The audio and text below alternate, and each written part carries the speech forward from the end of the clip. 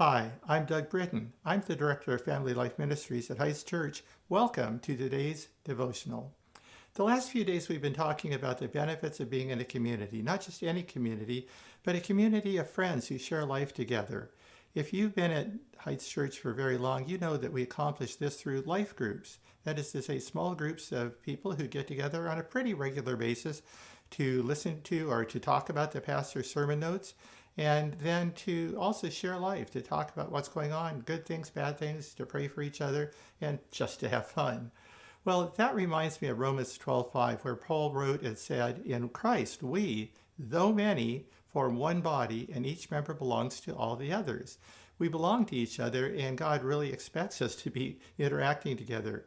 There's a real powerful and a small group experience and a life group experience.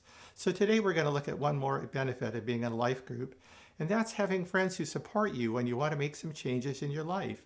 Now, if you're like me, there's things you want to change. They might be kind of minor, a small habit you want to stop. They might be major. It might be a bad habit you want to stop, or a sin you want to overcome. Or it might be things you want to do better. You want to pray more. You want to be more forgiving. You want to be more loving. You want to read the Bible more. The list could go on and on and on. But the thing that I think is so cool is being able to share these with members of your group and asking them to pray for you. Now, in a way of speaking, you could say you're making yourself accountable to each other. I'm not a real fan of the word accountability. I like it, it makes sense. But sometimes we think of accountability meaning this kind of harsh, judgmental thing. It's like a child being accountable to his or her parents, or an employee being accountable to her or his boss. You know, where you can get in trouble, things can go wrong, and it can feel kind of harsh and unpleasant.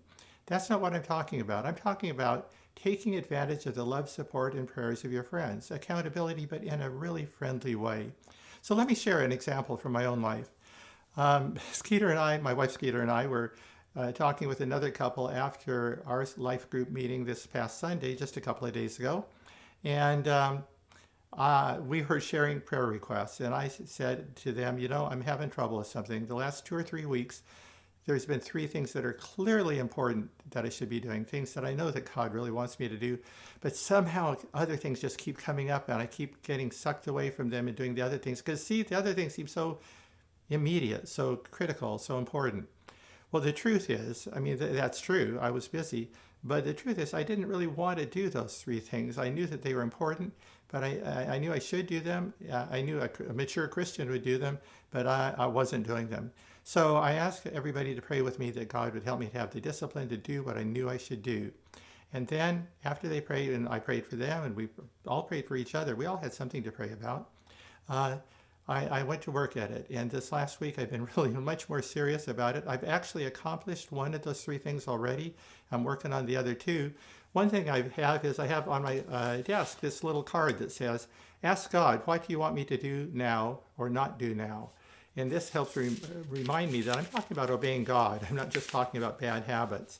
Well, this has really been helping me. So I'm sure that this coming Sunday, we're going to be chatting about how God has answered some of our prayers and how we are moving forward in life. And I think it's a wonderful thing. So again, it's not this horrible experience of, oh man, I have to bare my soul. I'm going to look like such a crud ball. We've all got things we're working on. We're all friends, and we're all in a journey together. So if you're in a life group, I would like to encourage you to open up sometimes with a group about changes you would like to make, and of course to be open to praying for them about changes they would like to make, and then to ask for prayer. Now, you might have something that's very private that you don't want the whole group to know about. Still, is there somebody in your group who is mature, seasoned Christian, somebody who's got some wisdom that you can talk about privately? It's a really healthy thing to become more connected this way. If you're not in a life group, I'd like to encourage you to join one.